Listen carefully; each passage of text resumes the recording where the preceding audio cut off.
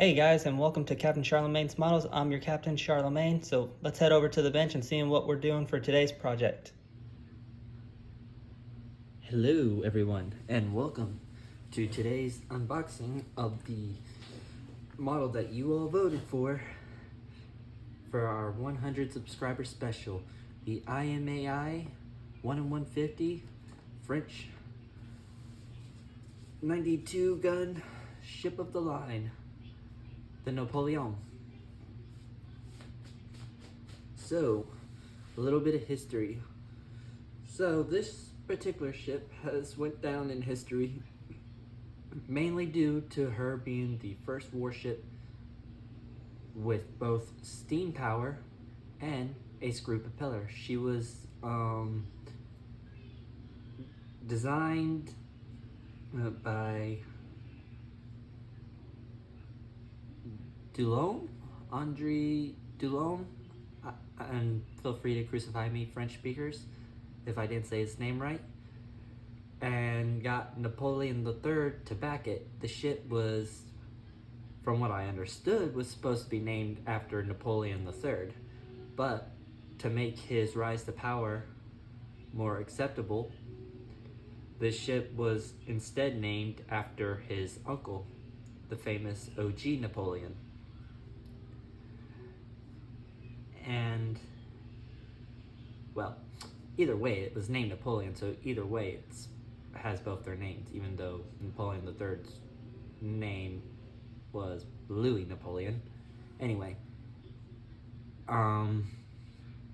this ship was built in the 1850s, and it goes to show just how fast technology of the time was advancing, because in 1861, one of the two, I know it was the early 1860s, the first ironclad warship, HMS Warrior, well, first true ironclad, was launched. And when I say first true, while one could say that Gloire was an ironclad, well, she was basically a wooden ship with iron plating all over her, while Warrior and her sister Black Prince may set the standard for what an ironclad really is, being metal hull as well as being clad in iron armor. Anyway, according to the box, the model has a length of 735 millimeters, a height of 525 millimeters, and a width of 215 millimeters when complete. And here on the side is a lovely picture of what the model will look like once finished, which is interesting to say the least, with the red hull, because since she was made of wood, I highly doubt she would have been given a red hull. That hull is probably was actually coppered, so it'd have a copper hull. Next, you have a beautiful painting of the Napoleon, and in the background you have two other steam power warships.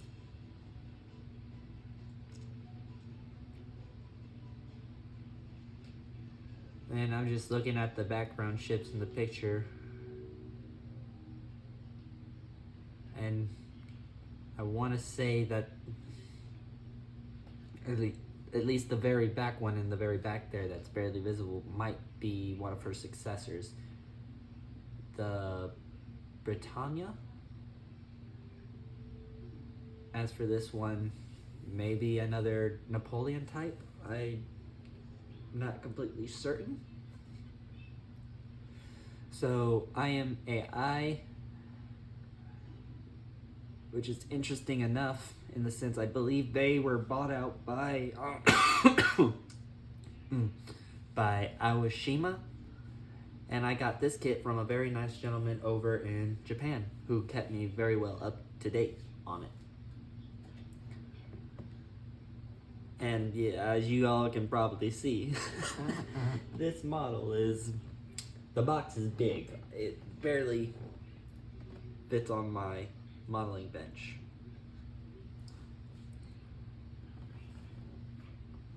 And while I could try and give you all some history that the box has, I kind of can't, because, well, the sides of the box is predominantly this, all Japanese, and, well, I can't read Japanese.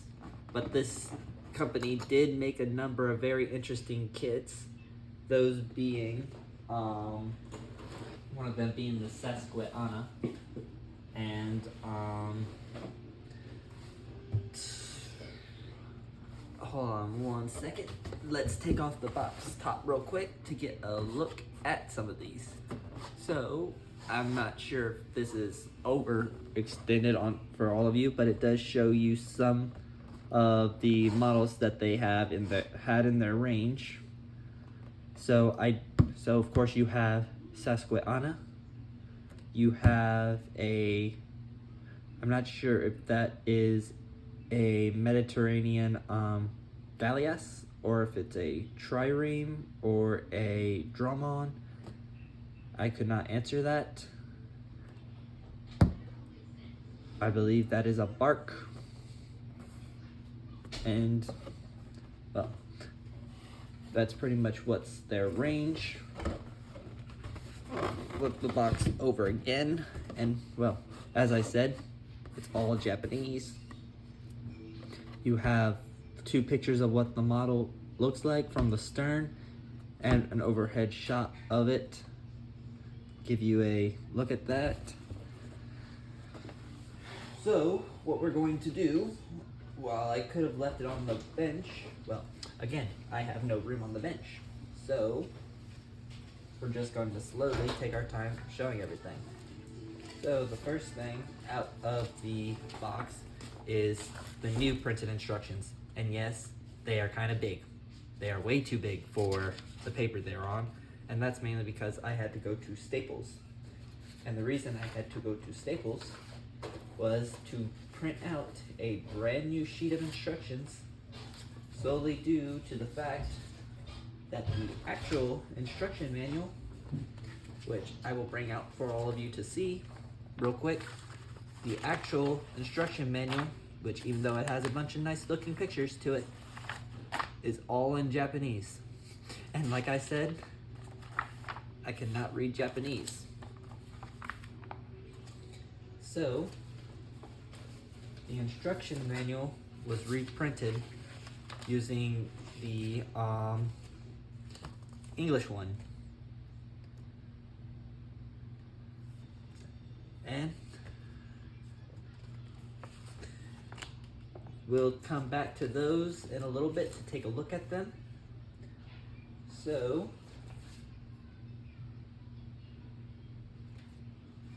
what is it that we will be looking at first? Well, remove it from the box. We have a little box here, which has a picture, which has a little thing of Napoleon. Let's open it up, see what we get inside it. And this box contains some very old plastic cement and some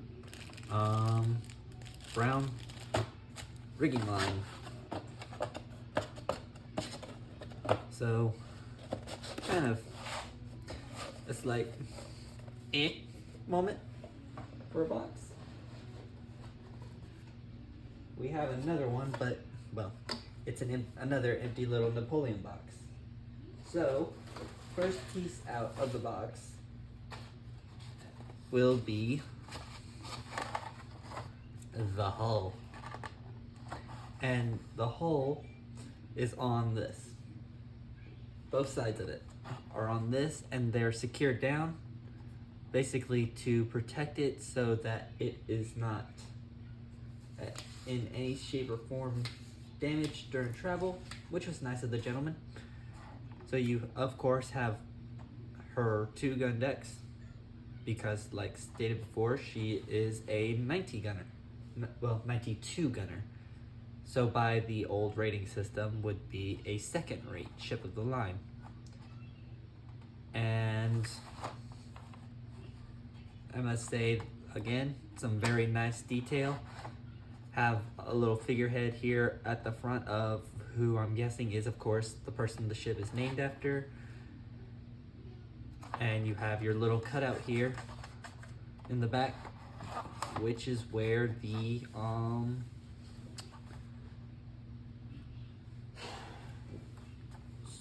screw goes. You, of course, have this nice wood detail. You have holes here, which I'm guessing that's the spots where you put the I forget what they're called, but that it's the little things that the rat lines come off of and then move up and go into the masts.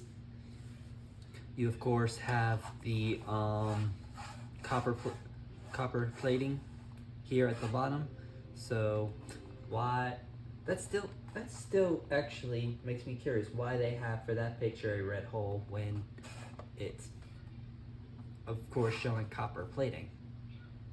Unless that copper turned somehow, they painted the copper red for some reason.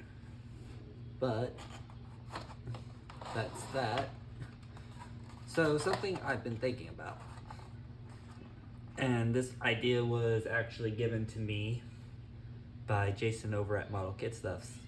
As of right now, he is doing a 1 in 200 Sean horse, and he is going through trying to make it as visually pleasing. Let's just say that. I can't use the actual word he's used, but that visually pleasing is the closest I can get.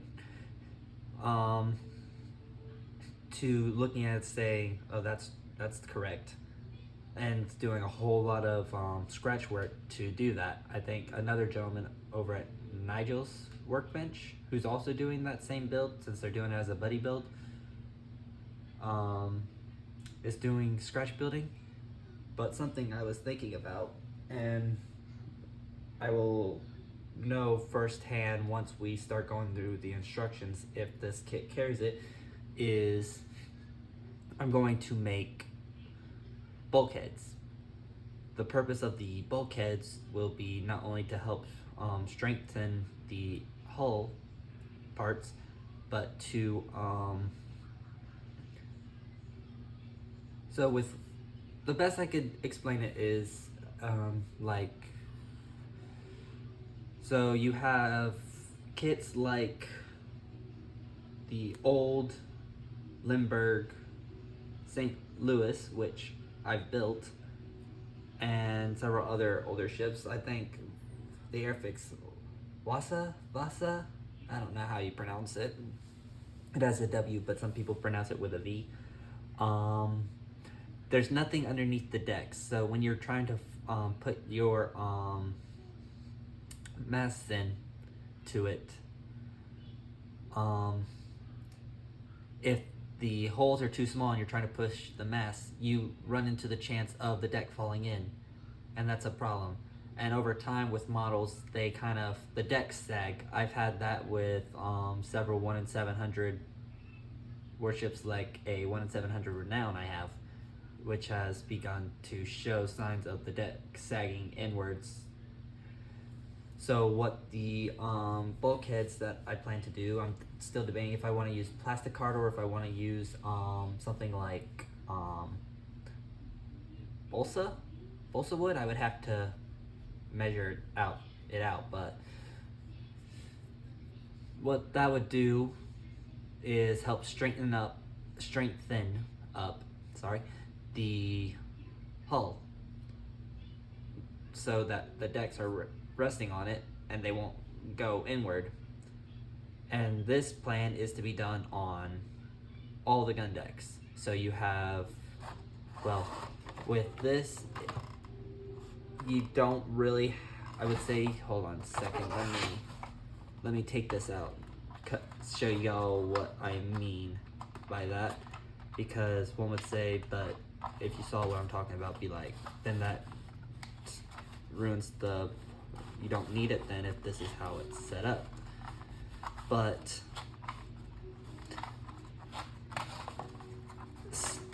essentially,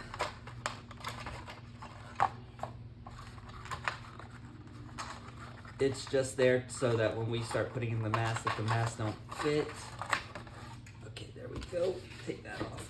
So this is how they have it set up for the deck.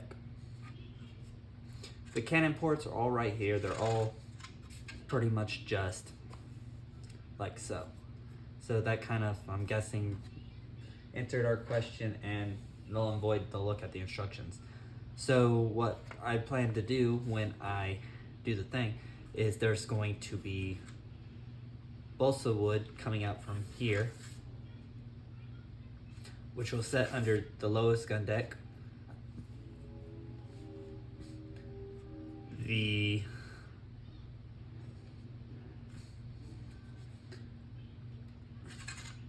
I'm guessing these is what narrows the problem down for the upper gun deck, well, main deck, since this is technically the upper gun deck.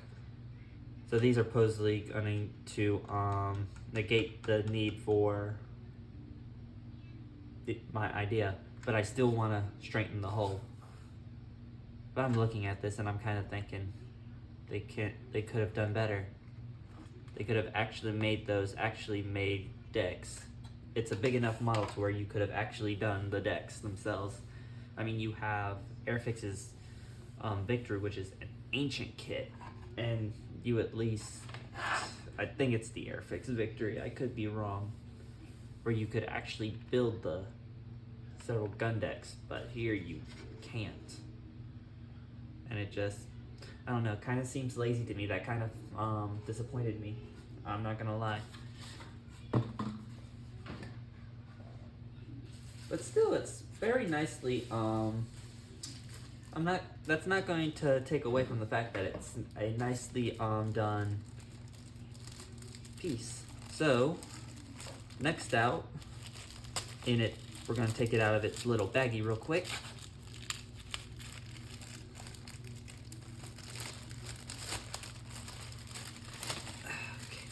Are two very similar sprues. So, keep the baggie for later. So, what we have on the sprue, of course, is our lifeboat, our carriages, some of our cannon, and our gun ports.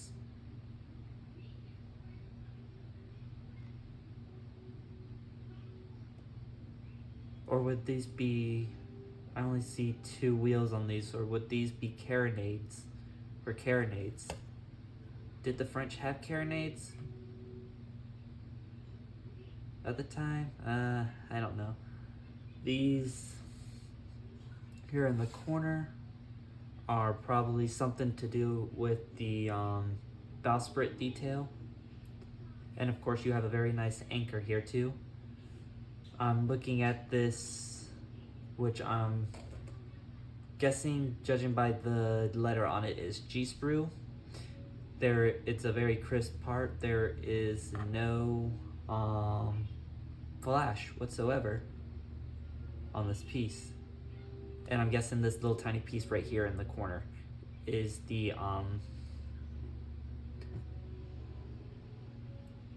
rudder, tiller, I don't know. I don't know what you would call it on a little boat for the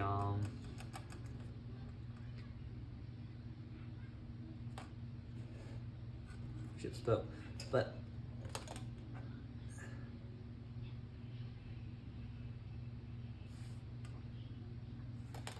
overall, both of these pieces are lacking in flash, which is a very good surprise to me. So I'm wondering just how old this kit, or if it is a new kit, if they finally redid the molds. But it's very crisp. So next bag out is another cop.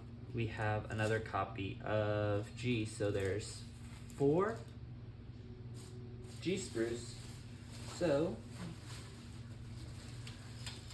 okay, next bag out, and of course you do have some damage that has come from travel, because there is a loose piece in here. So I forget what I think Harry Houdini said it best. Suicide parts that came flying off during travel. So we're gonna take this piece out real quick, and we're gonna look at it before we get that other part out. So I recognize our masts. This here being part for our lifeboat, another boat, fighting top, since you can't call it a crow's nest, because to my knowledge from watching Epic History's Guide to HMS Victory, there is no such thing as crow's nests in the Navy. They're just fighting tops. I'm guessing this piece here with the railings might have something to do with the back end of the ship, so probably the spod. Would it be spa deck?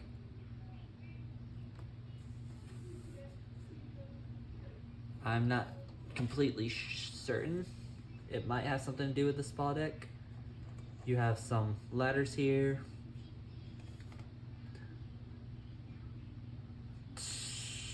More of the they were on the other sprue too. They're the so things like your ropes and stuff for when you're tying your cannons down, you tie them to these things as well. I forget what they're called, but they are there. Next, we're going to take the piece that got loose, and this is our and this is our stern gallery, and it is a very detailed piece. See if I can't get as close as possible without trying to get the camera to focus a little bit, but it's nicely detailed. You have, of course, the imperial symbol for Napoleon, which is the eagle, has the name of the ship underneath it. You have what I'm guessing is 2 angels. You have your windows, but overall, a very nice piece, very detailed, will look very good under some paint. I have seen some kits, I think there's a lot of scratch work that went into it though, for that person who did it. But they literally, so what I was showing you guys before, they literally took all that out, and they literally and meticulously did an entire intersection of the inside of the warship. It was a it was a while ago on one of the Facebook groups I'm part of. I think it was dedicated just to ships from the Age of Sail.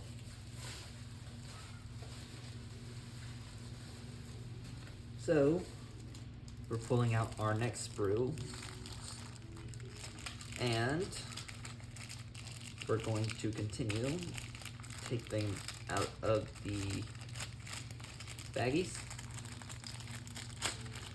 Just trying to do this carefully since we're going to still be using the baggies because they can be reused. And what I've been doing is I've been using some of these for parts, spare parts that I have that I can't fit anywhere. I'll put those spare part sprues into the baggies I use from older kits, and these surprisingly do work quite well. So again, we have a double set of sprue. You have your this is for mounting the model. You have both sides of one. Oops, something just fell. Don't know what, but I'll probably learn what it is later.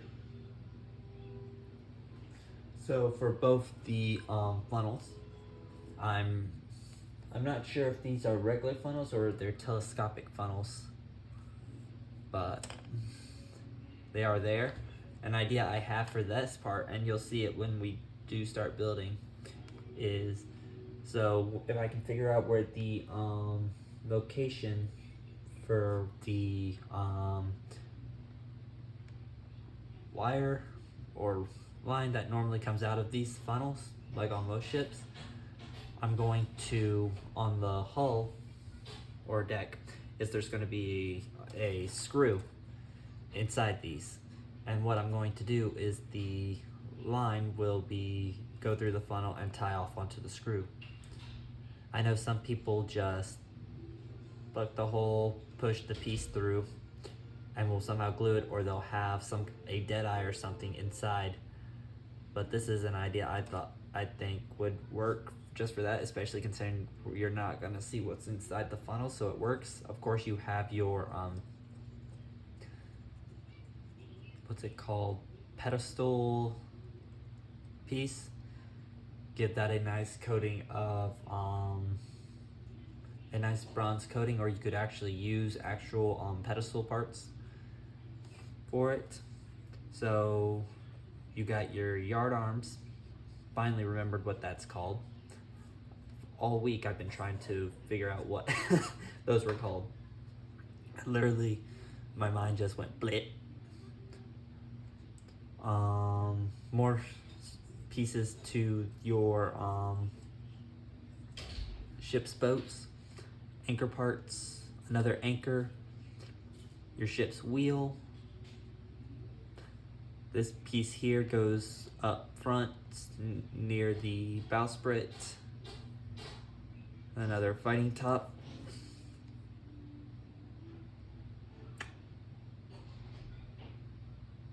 Some more ladders.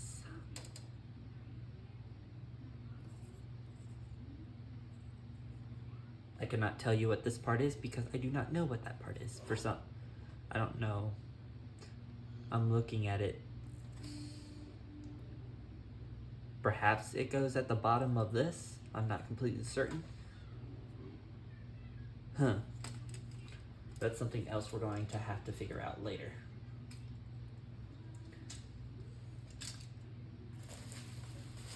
As we build her up.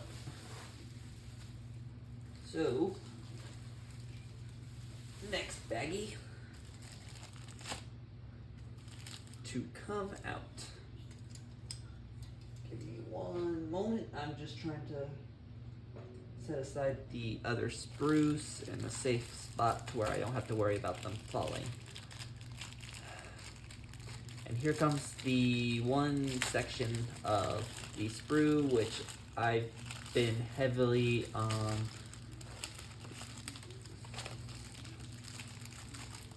it's not regretting, but heavily skeptical of. Oop, another suicide piece. So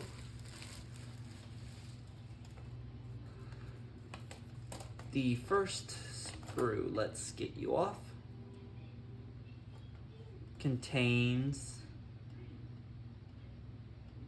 some of your so deadeye parts. You have the rat lines,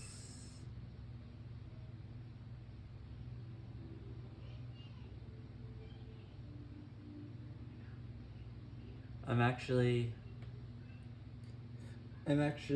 nope, there it is. Tiny bit of flash on the ends here by where these rat lines are.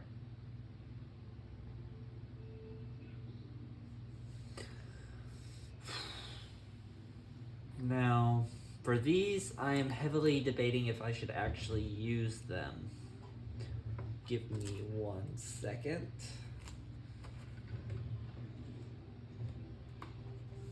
Because how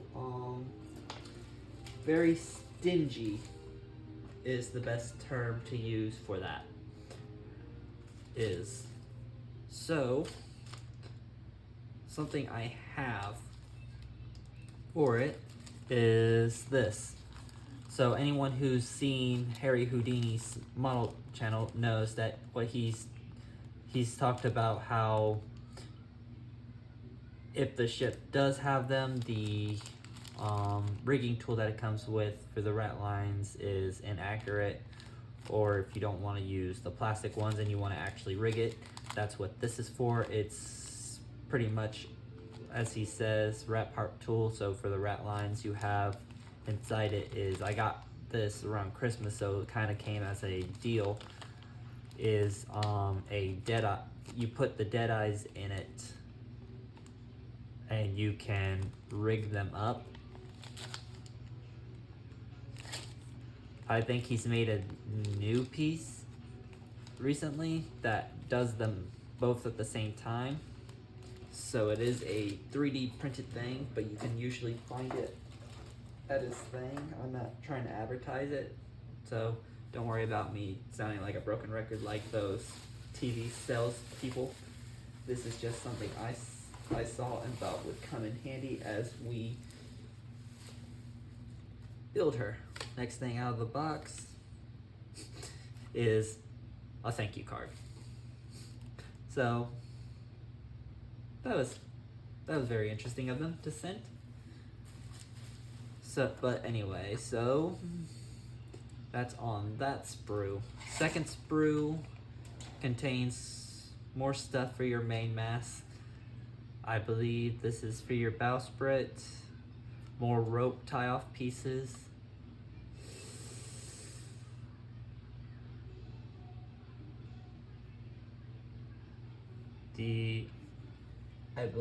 I'm not sure if this is actually for the wheel or if that's the thing that the ship's bell hangs off of. And of course you have your thing one of the things that made Napoleon famous. The screw propeller. So, set that to the side as well. And we are going to pull out the final bag in the box.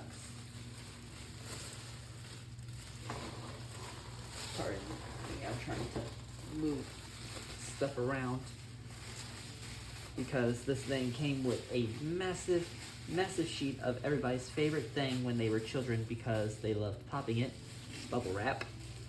So, final thing out of the box is the deck. So the model comes only with one deck, and the spa deck, it carries a name card, the back wall for the thing,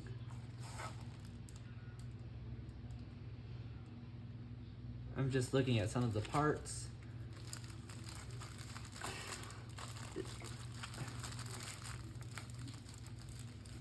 Real quick, because I actually didn't get this far down into the box because I didn't see it at the time. I actually kind of thought that I didn't have the deck, which kind of irritated me, but I had it, but at the same time I didn't throw a fit because I'm thinking, okay, it has to be there, it just has to be at the very bottom. Okay. So, first thing is our flags, and this isn't actually a decal, nor is it a sticker. It is actually cloth. And it actually feels quite nice.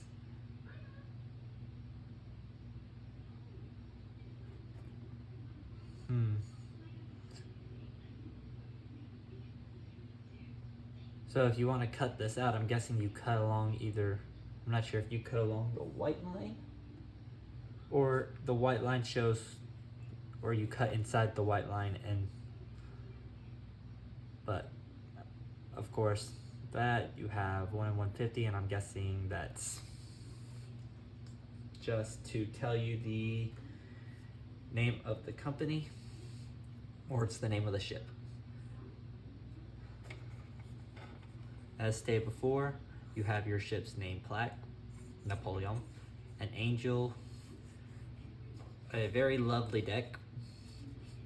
I'm kind of disappointed that this kit does not come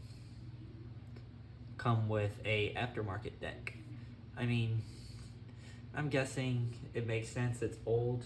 I haven't checked for Susquehanna if it has one, but if Susquehanna has one, then why the heck doesn't this one?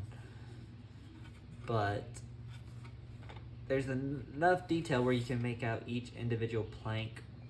So I would say all you would have to do for this is just get a nice wood deck color. So I'm not certain what the French used at the time. I know for the pre-dreadnoughts it was like a linoleum color, and then they used actual, I think they used teak for ships like the Richelieu, the World War I Britannias, and as such. So what I'm thinking about doing for this,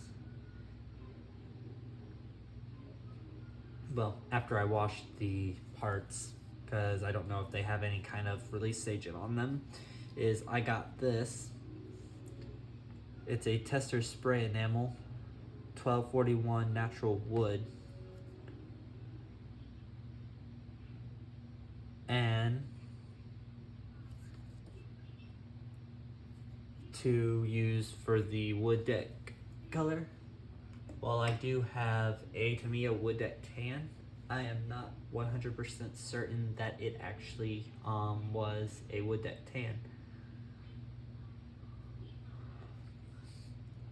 And as such, well, luckily for us, all that this would really require us to do is just cut out small pieces to cover over the ship's grates.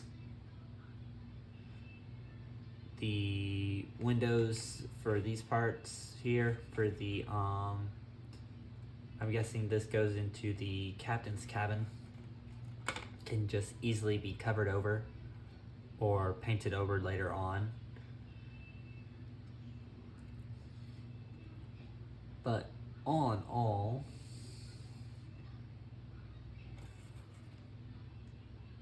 it's very nicely detailed.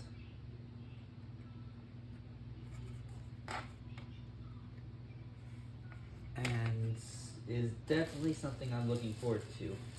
I will admit that at first it kind of intimidated me because I built their Susquehanna, and well, she did not turn out as I wanted her to. But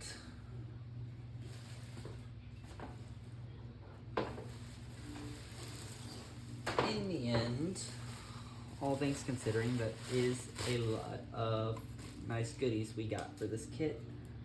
Can't be too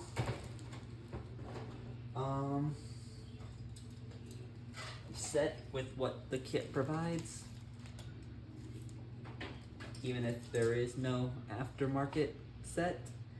You can still build her up to be a lovely kit, as any model with enough tender love and care can be built up into a very, very nice looking model, as has been shown by many other builders. Jason at Model Kit Stuff has built several nice kits from several older models that I've been watching on lately that's turned out to be very beautiful. Harry Houdini's done the same thing, and so has Commander Wolfman on his YouTube channel. I mean, Commander Wolfman actually built the Airfix Victory, and that kit looked like it had, well, according to him, had a few colorful things, but he still turned it into a very nice looking model. So the final thing we get today is our instructions. I'm going to have to cut this down later, big time. I am going to have to cut it down. The reason why it was printed out this big was mainly due to the fact that I thought the instruction manual was going to be massive. And as such, because I wanted to be able to read the instructions, I printed it out big. But we still got the stuff. So we're going to flip this part over. We're going to move the actual instruction manual off to the side for a moment, and we're going to take a look at what we have here. So first things first, we have some information on the warship as well as the slight history of it. So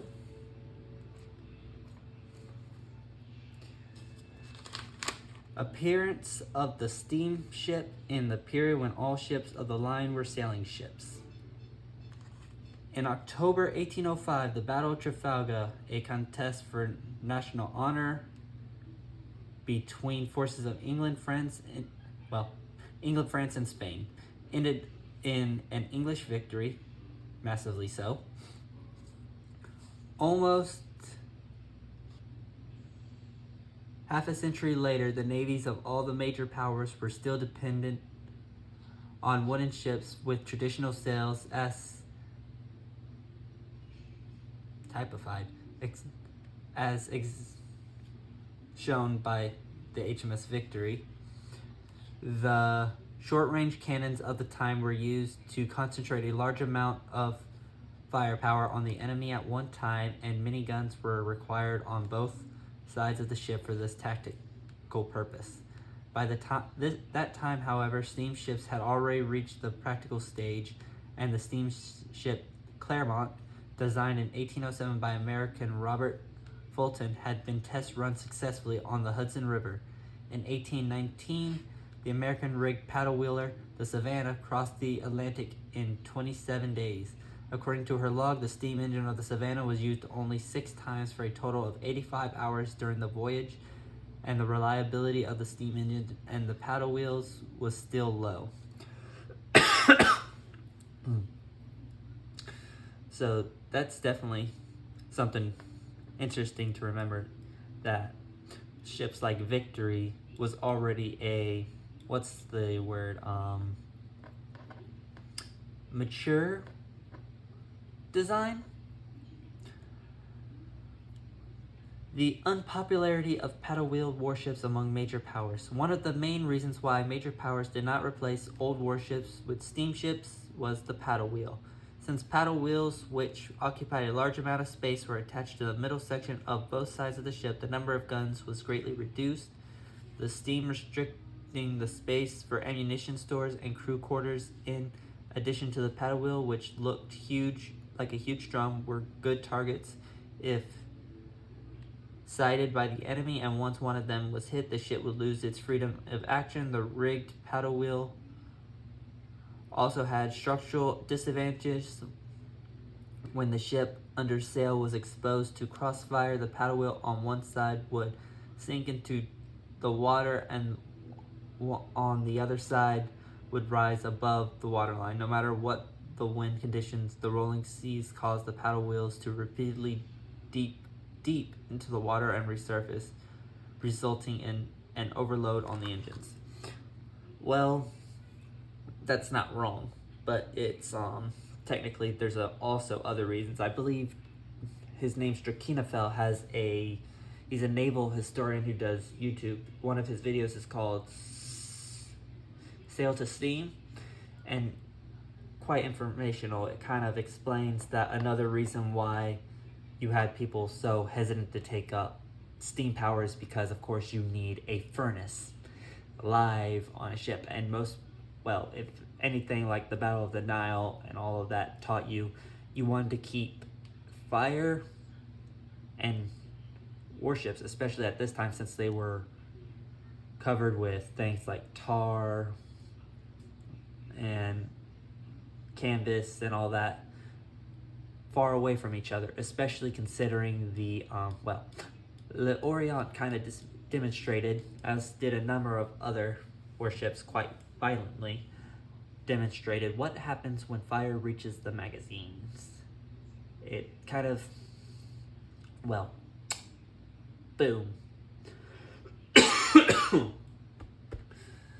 So it goes, but it wasn't that they didn't use them. I mean, I believe the Navy had, Royal Navy in any case, had tugs that used the paddle wheels, but they didn't really, to my knowledge, I don't think they used paddle wheel warships. I'd have to look. I don't think the Royal Navy ever had a paddle wheel warship. If somebody knows of a Royal Navy paddle wheel warship, then please do feel free to comment in the comment section. I would love to hear about this. So, practical applications of the screw propeller in warships. Under such conditions, the screw propeller came into use to take the place of the paddle wheel. A French ship designer, Frederick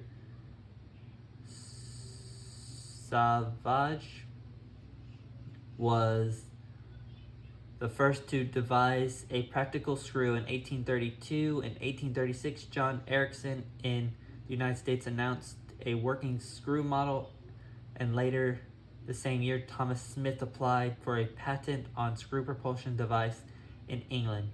At the time, there were more than 30 patented applications for screw propellers from various countries. Progressive elements in the French Navy soon developed an interest in the new propeller for purpose on use of a warship, but only one 220 horsepower, 350-ton dispatch ship was ordered. When the Savage screw made its debut on December 11th, 1842, the first steam-powered ship in the French Navy with screw propulsion system was launched. This ship had a record speed of 10.4 knots and 2.5 knots faster than the Corgate, a paddle wheeler of the same period, and the construction of the screw-propelled ship was a great success. Afterwards, the dispatch ship was named the Corsica. Next we have here is some statistics of the Napoleon. So, she had a displacement of 5,047 tons, about twice that of the Nihon Maru.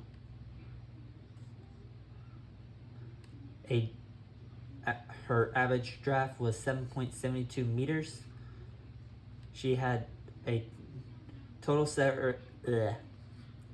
tongue-tied 2,852 square meters, slightly more than that of the Nihon Maru of total sail area.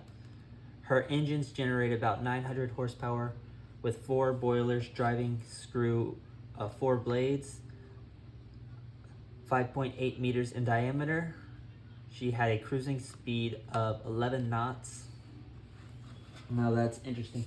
Is the 11 knot? I believe the 11 knots is total speed, so that's with both sail spread and the engine running at the same time.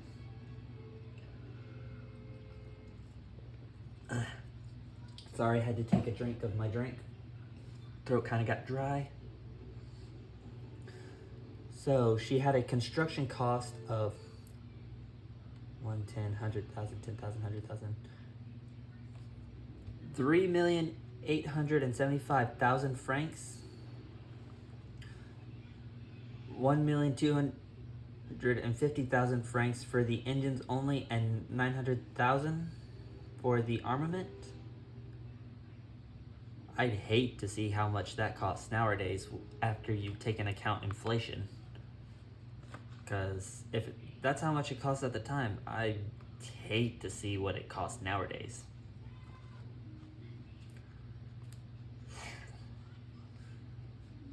This probably costs back then as much as it cost to build a ship like the Gerald R. Ford class in the United States does today, but that's my best guess if you count for inflation. But dang, that's a lot of money. So, armament. She had 30-pound howitzers, so I'm guessing that's what's on the main deck. She had 80-pound howitzers of the conical type for rounded hulls, 30-pound long-range guns in the first gun deck, and 30-pound short-range guns on the second gun deck.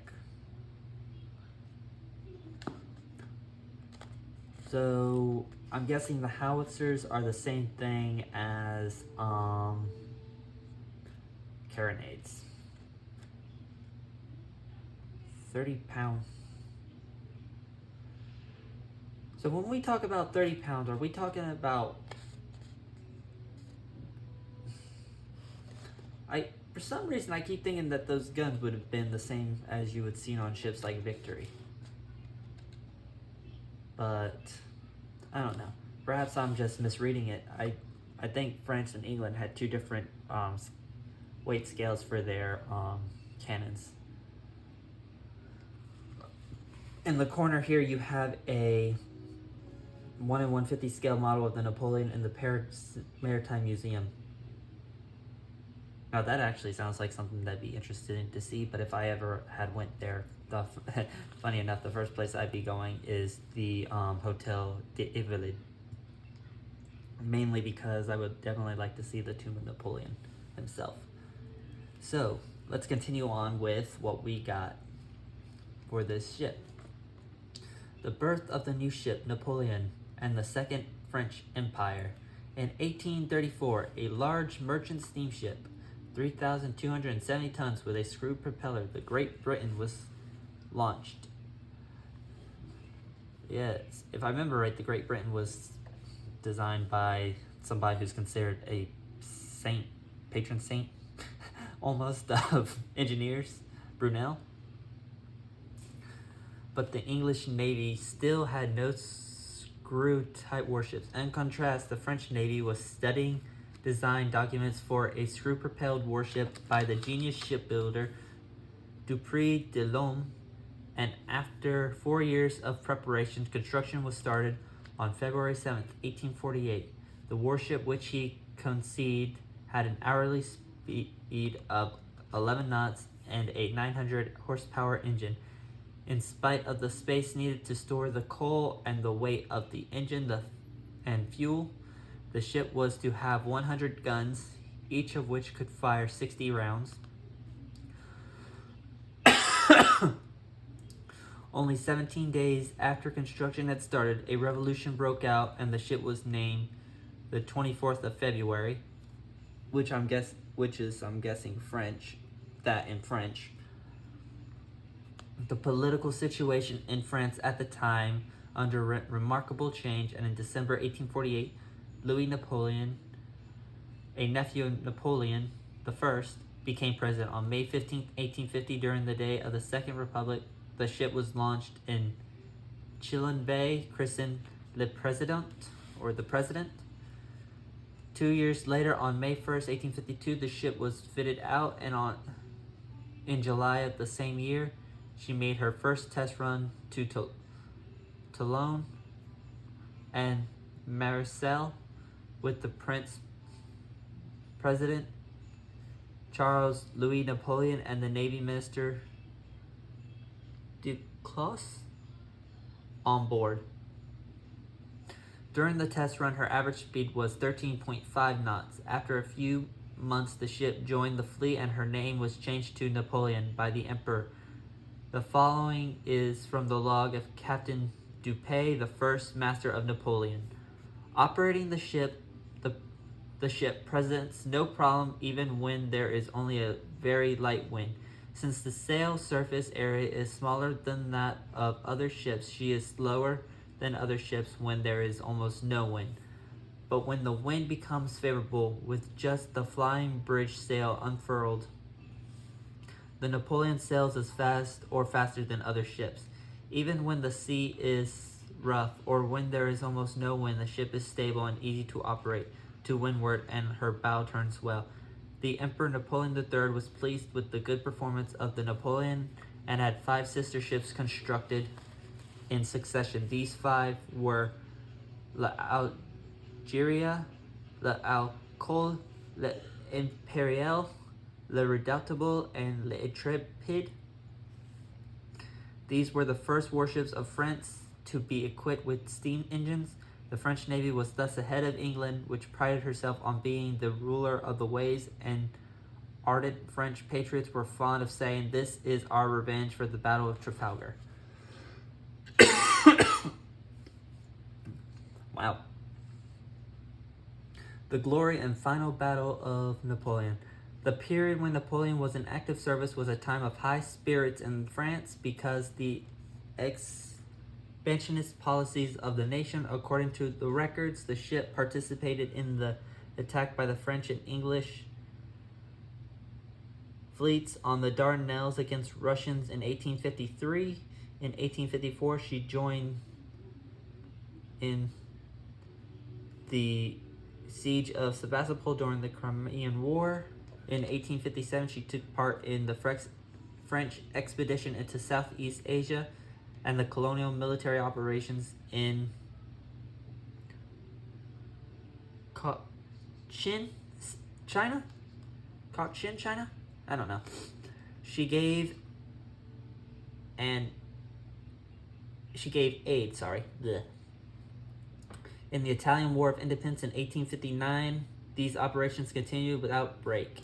After all this brilliant activity, the Napoleon was in dry dock from 1860 through 1861. In 1863, the ship was transferred to the reserve status, was assigned to Cherbourg, yielding her position to the next generation of warships. On April 26, 1872, she was disarmed at Brest.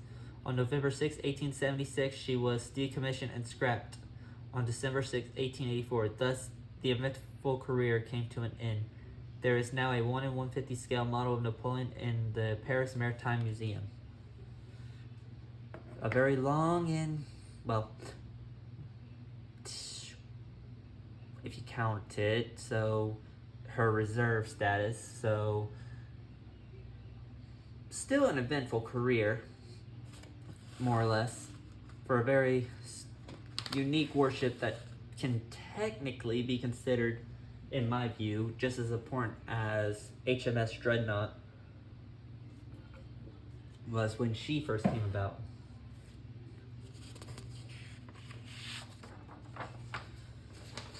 So,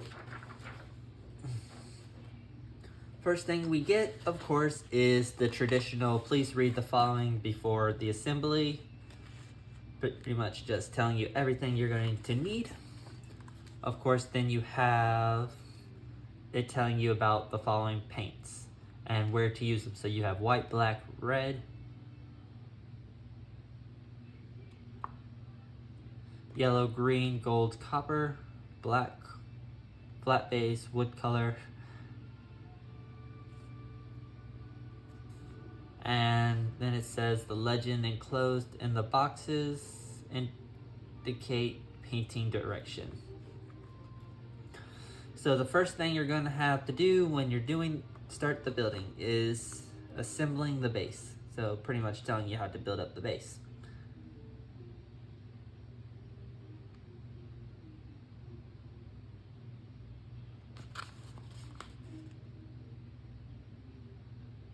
Paint base wood brown with brush. Soak a cloth in thinner and wipe the surface to give a wood tone. Interesting. Okay, so aside from the pedestal, that's the word I was thinking of earlier. So aside from that, second step is The assembling of the hull.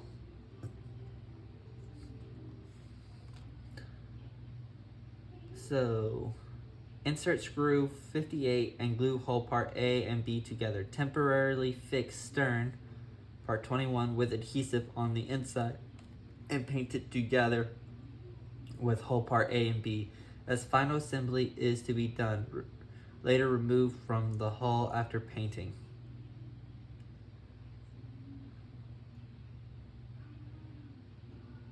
Okay. Then you have pretty much the picture of the ship inside the hull. Tells you to do where it's pointing here at the top. Tells you to do semi-gloss coat of white. And of course you have the white semi-gloss coat for the white lines that go across the ship.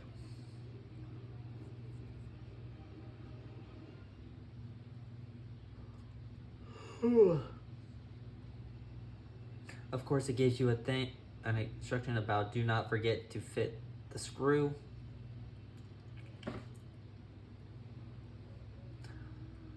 Hull. Paint the hull semi-gloss black, then mask the area shown black in photo and paint the white areas. Finally, paint the area below waterline copper color.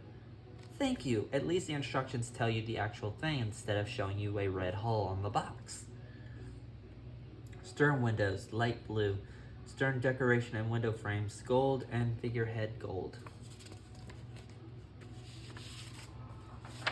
But yeah, that's probably going to be something we constantly come back to. The whole copper red color for the lower hull. Why the heck it's red instead of copper color is beyond me.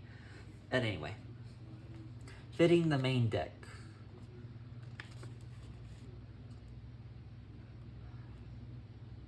Glue ladders to rear of the main deck. 17. Attach hooks to 17.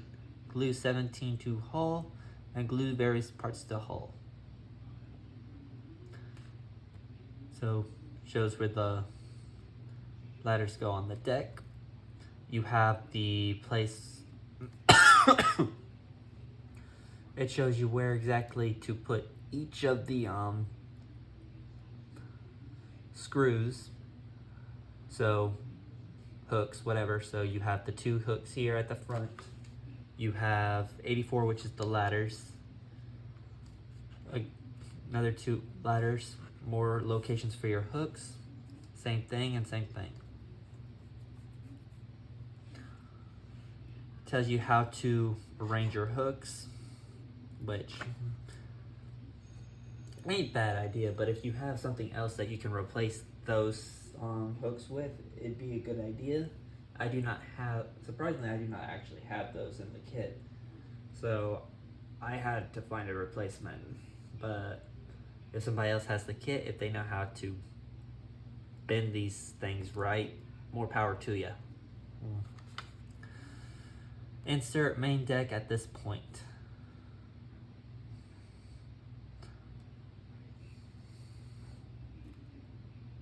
Okay. Tells you where to put that on. Okay, so that was for the wheel and it wasn't for a bell.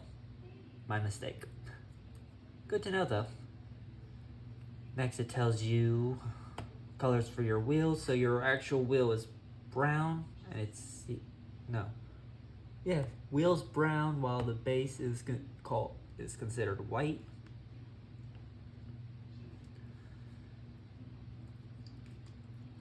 Then you put on the I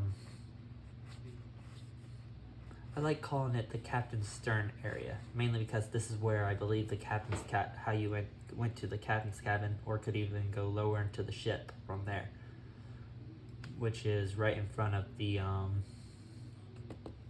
there. So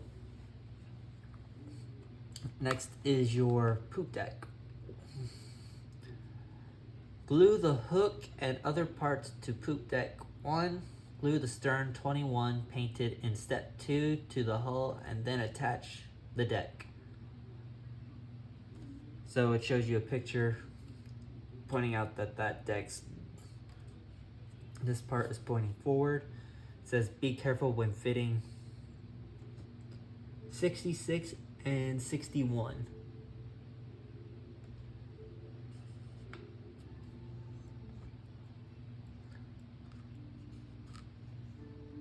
Which is very nice of them to consider. Poop deck, wood brown, 3 and 5 light yellow, 65 light yellow, lower segment green, 66 dark brown, part 19 is a wood color, pen dark brown, 61 is a wood color, and 66 dark brown. And it shows you each of your parts, and of course where you're fitting 2 more hooks at.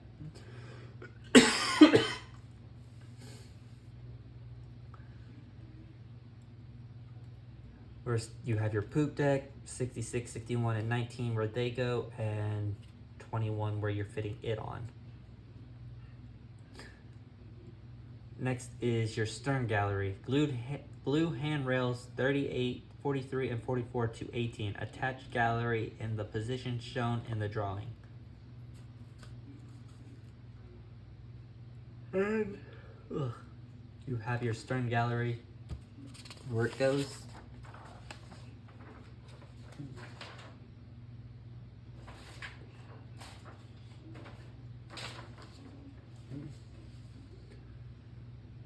So 6,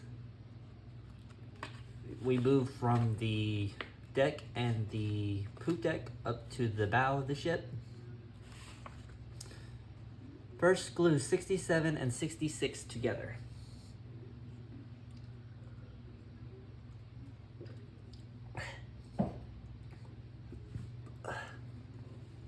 Then assemble the bow as shown in the drawing. 66 and 68 semi-gloss black, wings gold. So of course 66 and 67 are these 2 pieces here. Pop them on. Helps give that beak look to the front of the ship. Gives you again the colors which to use for that section. From there we move down to the hull sides.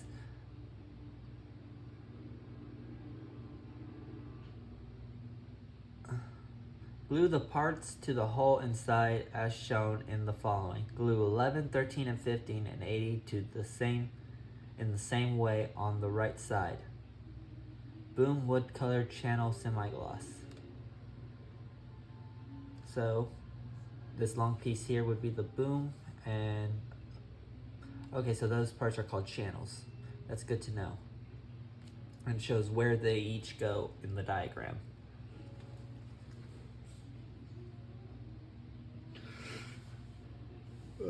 Excuse me.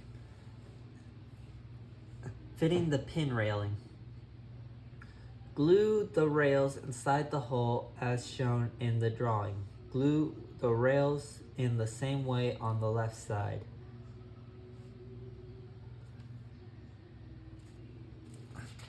Pardon me real quick. So what exactly are they talking about? Especially considering the instructions seem faded. So what that part is talking about is, which is why we also still have our book, is so in case we run into parts like that. And you'll also notice that the instructions and the parts are kind of labeled differently, slightly.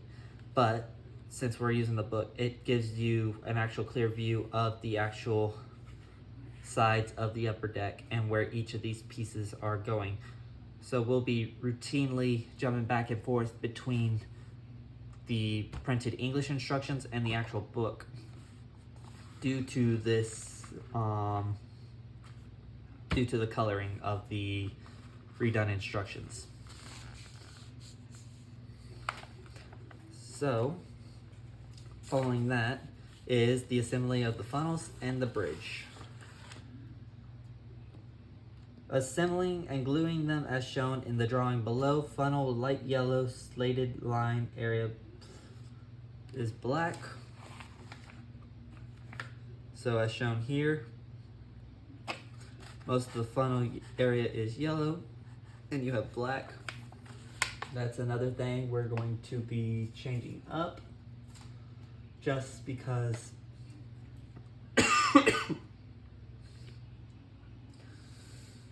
I think it'd be easier to probably use a lighter yellow, mainly due to the look of it, but most pictures I've seen, the ship has more of a ochre color. Of these times have a more ochre, if not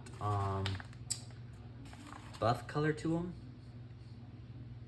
But it does tell you how to build up the two funnels. And of course you have your bridge structured, which according to this, the side is a light red, and right side is green. Interesting. I'll have to go back and look at that.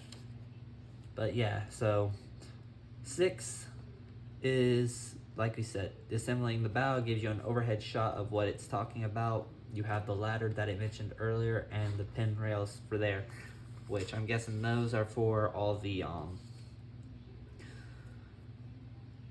rigging lines that are going to be coming off the bowsprit. So we'll flip it back over and, well, not back over, but we'll flip it over. And assembly step 10 is we'll be starting to work on the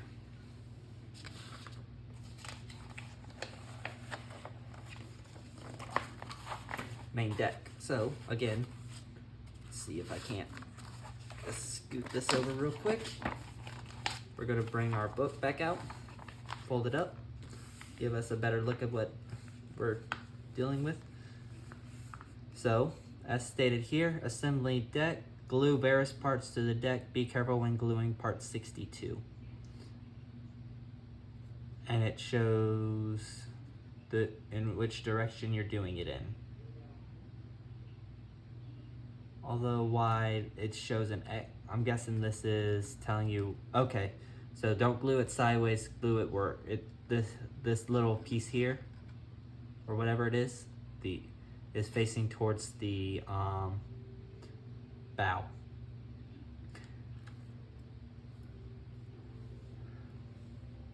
And let's see.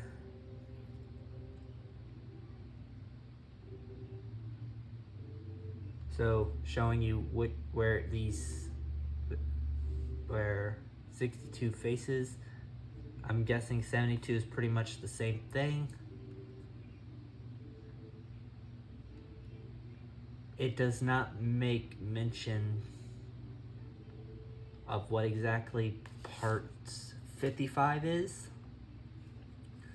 So that will be something as we learn when we're building her up.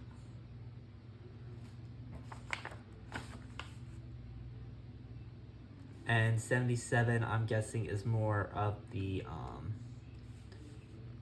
pin rails,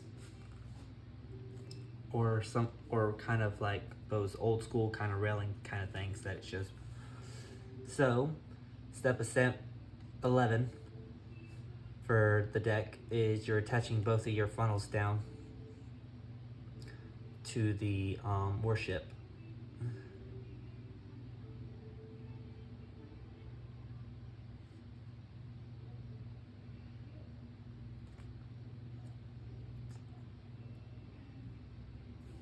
As is the same with step 70, although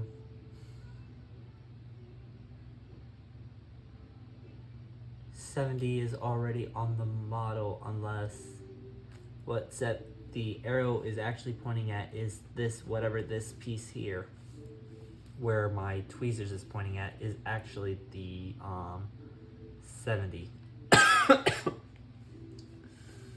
So step 12 is pretty much mounting the guns on the deck.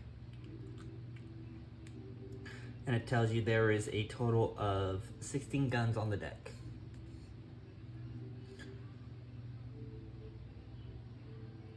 And where they go.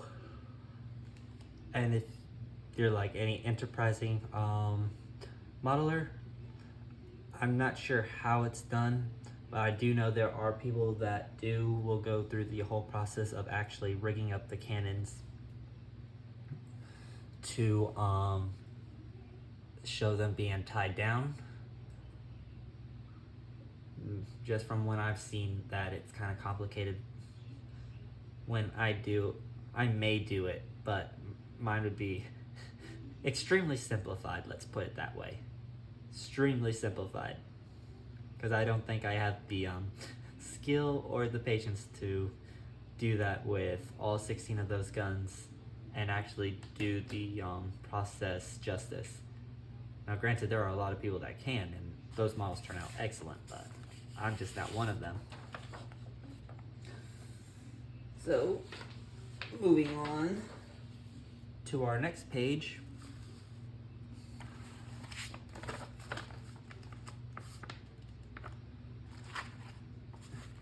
Is the fitting of the handrails. Glue handrails to the hull as shown in the diagram.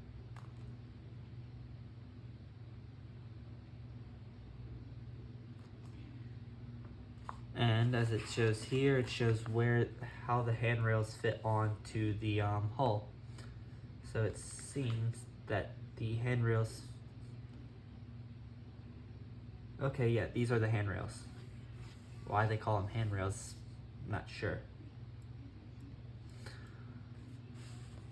Section, pin rail, where it shows in the inside of that. Part 9. Not exactly sure what that part is. The instructions aren't specific to part 9.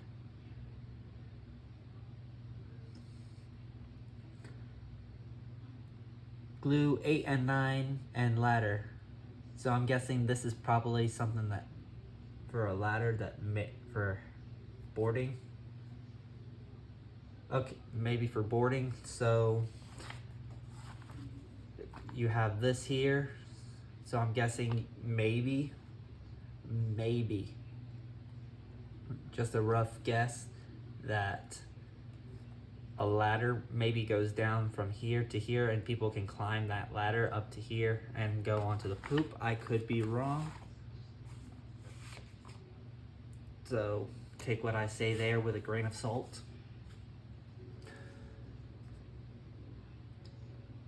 For the rear deck handrails, glue first 36 and 37 and then 35.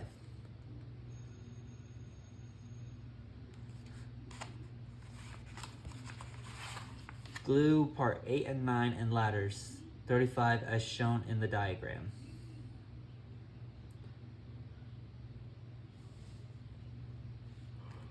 Glue 63 and 64 to handrails.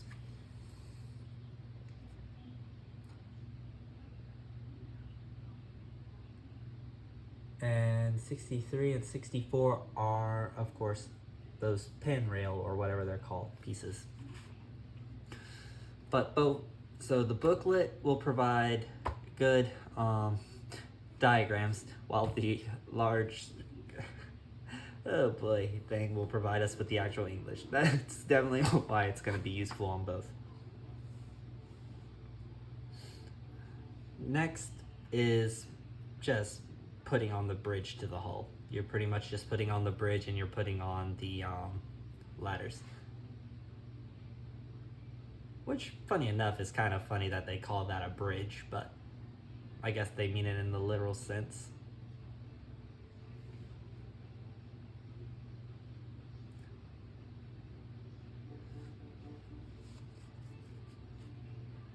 Glue the bridge at 54 to the hull. Glue ladder 86 to the bridge.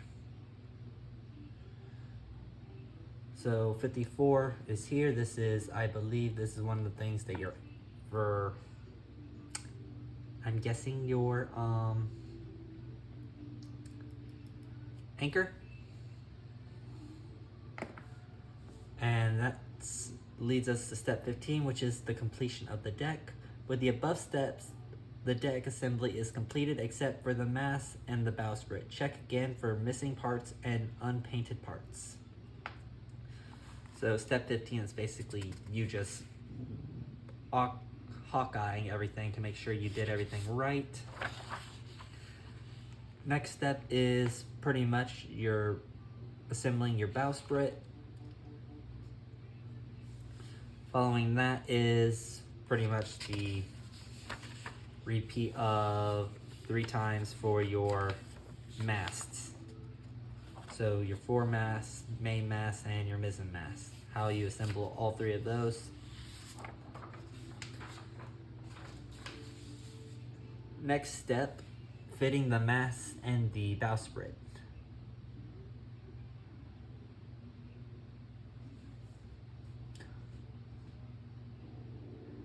It tells you how to fit on the molded dead eyes and where they go. Shows you your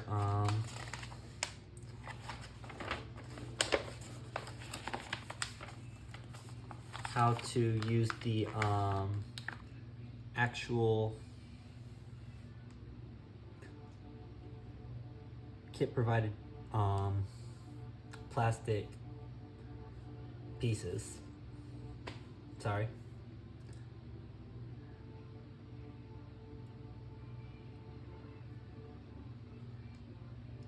It tells you every location to put on your dead eyes.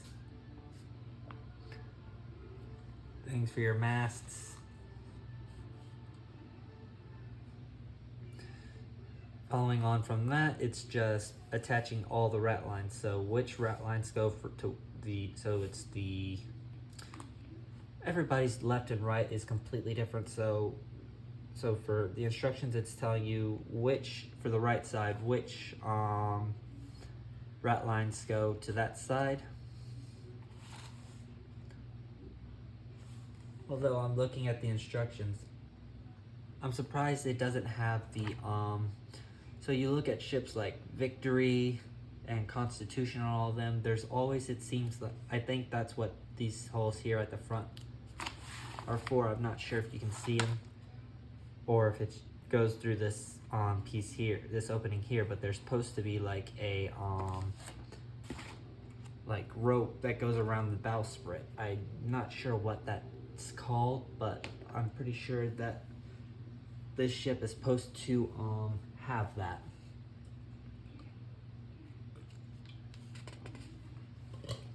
On her. Okay. We move over to step 20. And step 20 is pretty much the part that everybody mostly enjoys. The working up and building of the ship's cannons.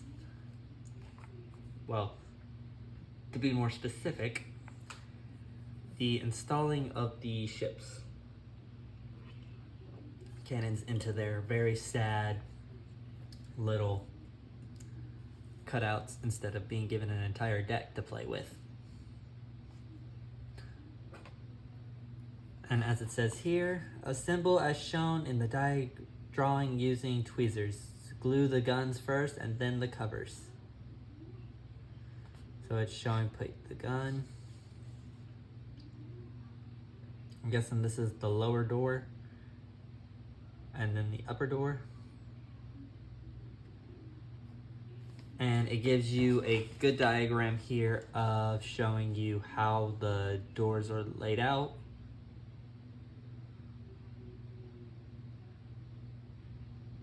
Although I will admit, I never knew that the ships had more. I thought it was always just a regular one-sided door, not 2 doors. But this might explain that a little bit since you got more information. There are 2 types of guns at 106 and 7. 8 are the 107 type and are in front and rear of both hull. All of the rest are the 106 types. Glue guns in the same way on the right side. So that definitely helps. It tells you where those specific guns are.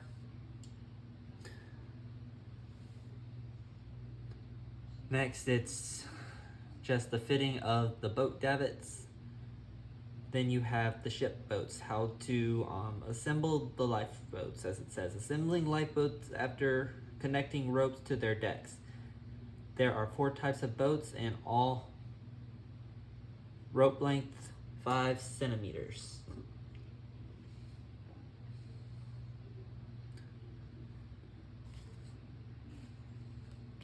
So you have boat A, you have 4 sets of those. Boat B, you have 1. Boat C is 2 sets, and D is 2 sets. So we're back to that side. Following on from there is you're doing your rigging. So it's showing you which way to do the knot for this.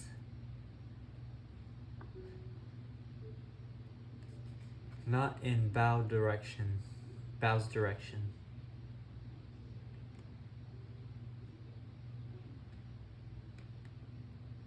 Not in bow. Okay, so this is for the bowsprit. So it's telling you, because normally from what I've gathered, you want the knot not to be seen, so you're not seeing it if it's pointing downwards. Fitting bowsprit ropes. Use thick rope, glue their front end first. So pretty much telling you how to do each of the ropes.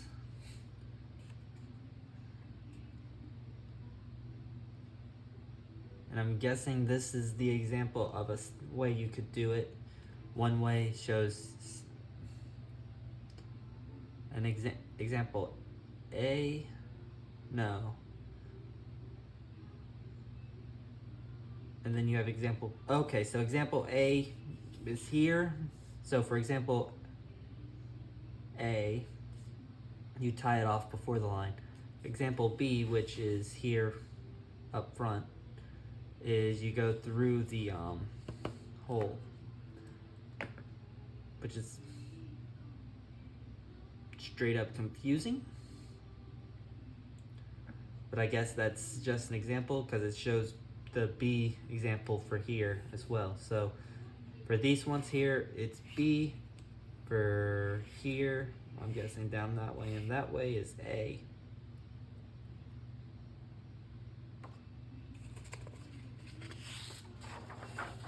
Flip it over again, pretty much same thing. You're fitting the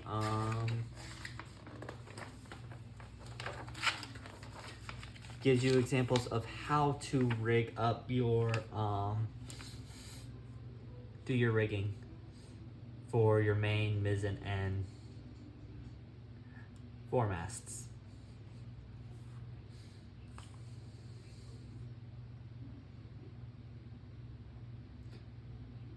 Fitting your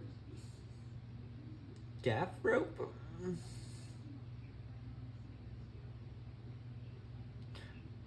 And it's nice of them to point out here, right here. Blech. Note, rope being not explained in is omitted. So I'm guessing that means that it's not telling you how you're actually supposed to do that. But so you have the rope going from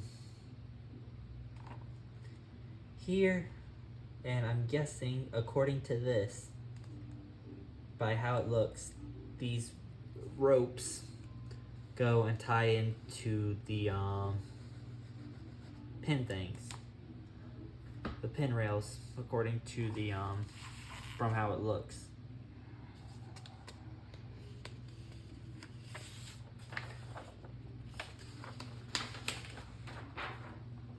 And then fitting the back stays.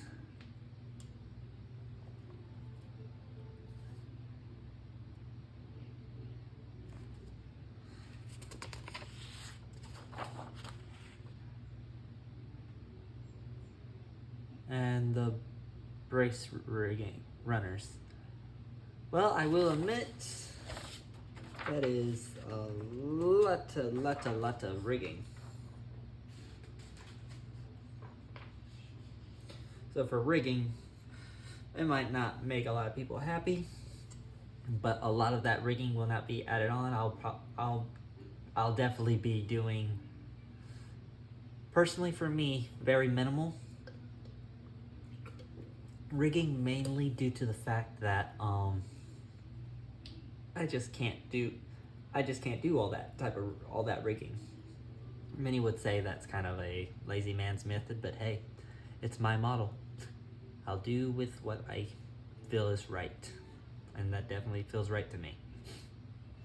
Just enough to make her look nice, but not overly done to where I start running into the headache that I've seen many do. Because you gotta admit, you see these models of Victory, Constitution, Le Superbe, St. Louis, and all of them, where you see all this rigging line, and you gotta think how much of a headache each of those individual lines had to be for those people to put on. But some people find it relaxing. So we move on to step 29. Fitting the anchors. Tells you how to put on the anchors, what colors to do, what colors to paint the rope look piece here. Tells you what for chain. I'm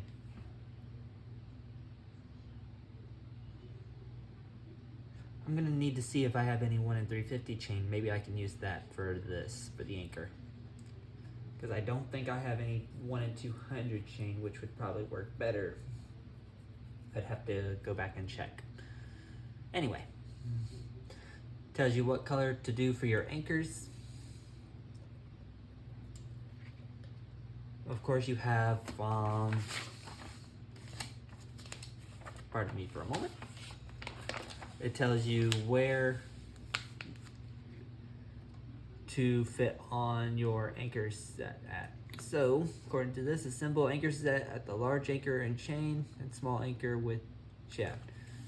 So, your anchors, you have your front anchor here at the end of this catwalk, I'm guessing it's called. And you have another anchor here at the rear of the ship.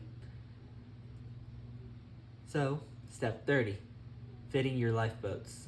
Telling you to use a thin rope instead of thick rope. First fit boat C or D and then boat A. Fit both in the same way on the port side.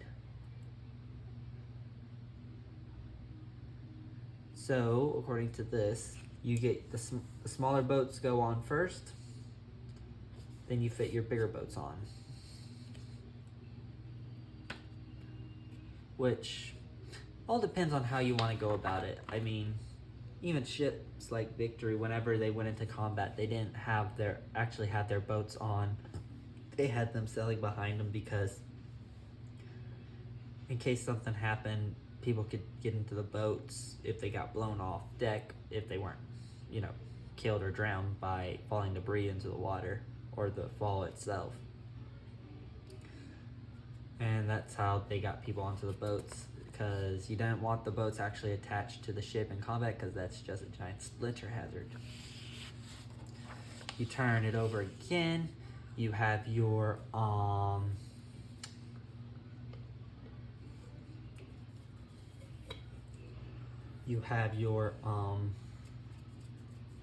crap.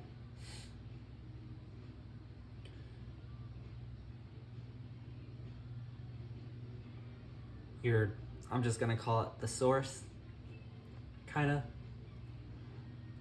showing you all the stuff that comes in the kit.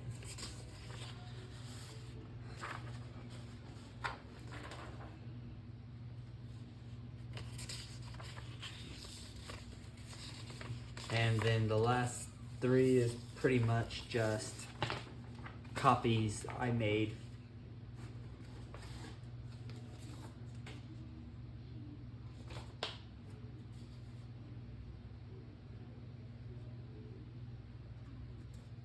Are pretty much just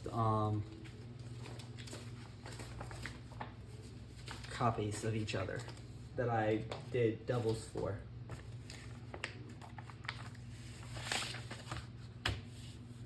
But yeah, so that is the end of the unboxing of the 100 subscriber special, the IMAI 1 in 150 French steam and screw powered ship of the line Napoleon. Little bit of channel admin before I go.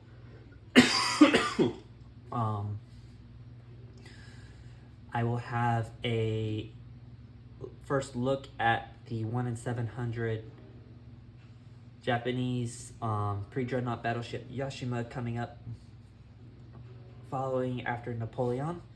After that, I will be gone for a week, mainly to try and relax, and because I will also be busy doing other stuff in my personal life.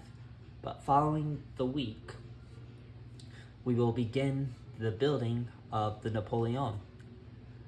So if you don't want to miss that, please hit that bell icon to be notified of any future updates. Leave a comment in the section below. Just please be respectful of for how you think this is gonna go. Sorry, my throat's kind of sore from talking so long. But anyway, I hope you all have a nice day. I hope you all have a nice week.